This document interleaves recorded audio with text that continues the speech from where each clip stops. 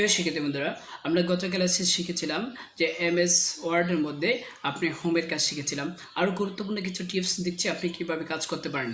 সেজন্য আমরা এখানে এই যে ফাইল মেনুতে দেখুন, ফাইল মেনুতে গিয়ে আপনি অনেকগুলো অপশন পাবেন। এর মধ্যে new, open, save, save S. আপনি নিউ মানে কি নতুন পেজ খুলবেন, ওপেন মানে হলো আপনার যে সেভকৃত ফাইলগুলো আছে, আমরা ওইভাবে দেখবো না, যে সেভকৃত ফাইলগুলো আছে এই ফাইলগুলো আপনি কি করতে পারছেন, ওপেন করতে পারতেছেন। আবার সেভ যখন ক্লিক করবেন, সেভ হলো আপনি কারেন্ট পেজ, অর্থাৎ যেই পেজটার মধ্যে বর্তমানে অবস্থান করছেন সেই পেজটাই কি হবে, আপনার সেভ হবে। এবং যদি আপনি সেভে যে দেন, যখন আমরা এখানে সেভ দিলাম সেই পেজটা কী হলো, সেভ হয়ে গেলো। আবার যখন আমরা এখানে সেভে যে ক্লিক করব তখন সে আবার পেজ দেখাবে, অর্থাৎ আপনি কোন পেজে কোন নামে সেভ করতে চাচ্ছেন।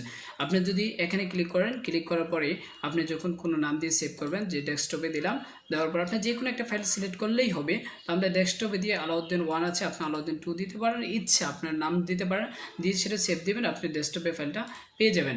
এইটি ম্যানুয়ালভাবে করতে চাইলে আপনি কন্ট্রোল এস চেপে করতে পারবেন, ওপেন করার জন্য কন্ট্রোল ও চেপে করতে পারবেন, নিউতে যাওয়ার জন্য নতুন পেজ করার জন্য কন্ট্রোল এন চেপে করতে পারবেন। এবং আমরা যেগুলো জানি যে শেয়ার, আপনি এখান থেকে যে বিভিন্ন জায়গায় কী করতে পারবেন, শেয়ার করতে পারবেন, ইমেল বা প্রেজেন্ট বা পোস্ট এগুলোতে শেয়ার করতে পারবেন। এক্সপোর্ট মানে হলো আপনি এখান থেকে কোনোটা মানে কী করবেন, বের করবেন।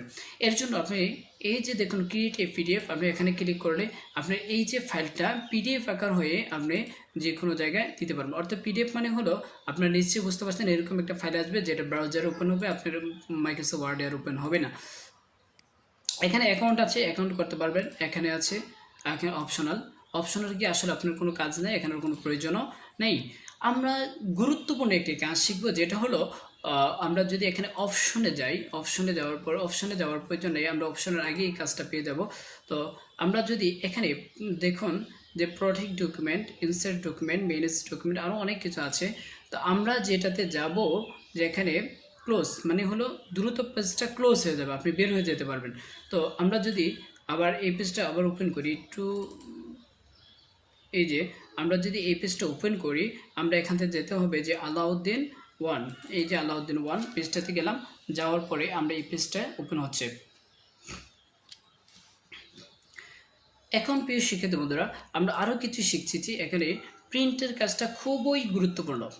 তো প্রিন্টের কাজটা আমি আরেকটা টিউটোরিয়ালে সম্পূর্ণটা দেখাবো। তো আজকে হয়তো টিউটোরিয়ালের মধ্যে আমি এই প্রিন্টের কাজটা দেখাচ্ছি না, তো এই কাজটা আমরা সামনে দেখাবো। এই শিক্ষার্থী বন্ধুরা, আজকে আমরা যেটা কাজ শেখাতে যাচ্ছি এটা হলো ইনসার্টের খুব গুরুত্বপূর্ণ কাজ শিখবো।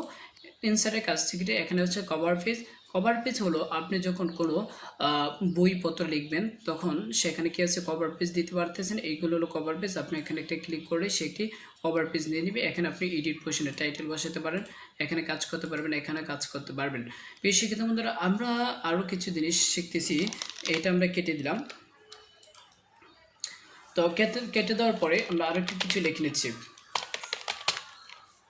তো আমরা এখানে যদি লিখি যে এই যে আমরা একটু লেখাগুলো একটু বড় করে নেব, ঠিক আছে। তো এখানে যেটা এই যে কভার পেজটার কারণে হয়তো এটা আসছে।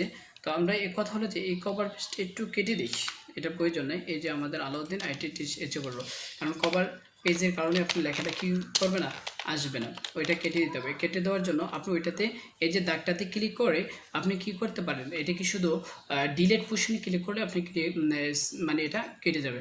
তো আমরা গুরুত্বপূর্ণ জিনিস হলো একটা টেবিল ক্রিয়েট করা দেখবো। টেবিল আমরা কয়েকভাবে দেখবো যে টেবিলটা কীভাবে ক্রিয়েট করা যায়। তো আমরা এখানে যদি এখানে আপনি ক্লিক করেই আপনি টেবিলটা ক্লিক করতে মানে তৈরি করতে পারবেন, অথবা ইনসার্টে যাওয়ার পরে খুব গুরুত্বপূর্ণ বিষয় যে আপনি রো কলাম যদি চিনেন একটা টেবিলের, দেখুন আমরা যদি এই যে রো দিলাম 3টা আর কলাম দিলাম 5টা, দেখুন এই রো মানে হলো এখান থেকে এই সম্পূর্ণটা মিলে একটা রো, এই হলো 3টা রো, 1টা 2টা 3টা রো, আর কলাম হলো 1টা 2টা 3টা 4টা 5টা। তাহলে আপনি পাচ্ছেন 5টা কলাম এবং 3টা রো। আপনি এখান থেকে ইচ্ছা করলে কালার পরিবর্তন করে নিতে পারবেন। এই যে এখানে আরও অনেক কালার আছে, এই যে অনেকগুলো কালার আছে, কালার তৈরি করে নিতে পারবেন। এখান থেকে শেডও দিতে পারবেন ইচ্ছা করলে, যে আপনি যদি একটার কালার করতে চাচ্ছেন তাহলে আপনি এখান থেকে কালার করতে পারবেন। এই যে এখান থেকে কালার করতে পারবেন, এখান থেকে কালার করতে পারবেন। তো আমরা আরও কিছু বিষয় হলো যে আমরা এই টেবিল ক্রিয়েট করার 2টা মাধ্যম শিখলাম। তৃতীয় মাধ্যম হলো আপনার ড্র টেবিল হলো আপনি নিজে এইভাবে এঁকে নিয়ে আপনি তার থেকে কী করতে পারতেছেন, এই যে আমরা এটা দিয়ে নিলাম। আপনি ইচ্ছা করলে যদি কোনো টেবিলের রো বা এই যে দাগগুলো আছে আপনি চাচ্ছেন যে কেটে দেওয়ার জন্য চাচ্ছেন, তো তার জন্য কী করার, এই যে ইজারে আসবেন, আসার পরে আপনি এখানে ক্লিক করেন, সে কেটে দেবে। তো আপনি ইচ্ছা করলেও একটি রো কলাম কেটে কী করতে পারেন, যে কোনো একটা ডিজাইন আপনি তৈরি করতে পারেন। এই সেক্ষেত্রে বন্ধুরা আমরা আরও কিছু জিনিস শিখতে চাচ্ছি, যে বিষয়গুলো হলো আপনি এখানে সেল বা রো মার্চ করতে পারবেন। তো এখানে আমাদের এই টেবিলটা প্রয়োজন নেই, এই টেবিলটা থাক আপাতত। তো তার জন্য আমরা আরেকটা টেবিল আছে এখানে, এই যে এখানে দেখুন, এখানে যাওয়ার পরে এক্সেল শিট হলো আপনার এক্সেল শিটের মাধ্যমে যদি কোনো কাজ করতে চান, এটা আমরা সামনে দেবো এক্সেল শিটের কাজ কীভাবে এটাতে কেন হয়। এবং কুইক পার্ট হলো আপনি কোনো টেবিল তারা তৈরি করে রেখেছে, আপনি শুধু জাস্ট এই যে টেবিলটা আনলাম, এই টেবিলটাকে তারা লিখে রেখেছে, বাট আমি শুধু ইউজ করব। তো আমরা টেবিলগুলো সবগুলো কেটে দিচ্ছি।